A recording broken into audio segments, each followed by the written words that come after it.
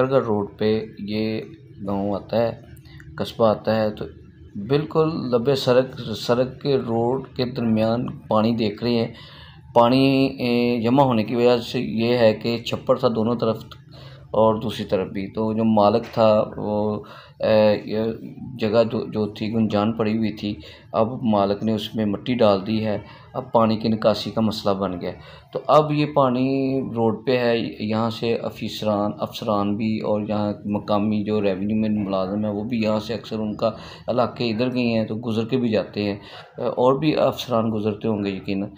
तो ये सवालिया निशान है कि अगर इस रोड पर फौरी तौर पर इस पानी की निकासी का बंदोबस्त ना किया तो यकीनन ये रोड खड्डों में जो है वो मुंतकिल हो जाएगा, और खड्डों की वजह से यकीनन ये रोड टूट फूट का शिकार जब होगा तो गाड़ियों को भी मसला होगा, लोगों को भी मुश्किलात का सामना करना पड़ेगा।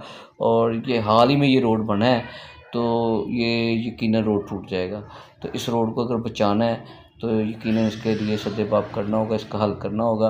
तो ये देख सकते हैं कि रोड के ऊपर मरकज़ में पानी है, दोनों तरफ पानी चला रहा है, फौरी एक्शन होना चाहिए।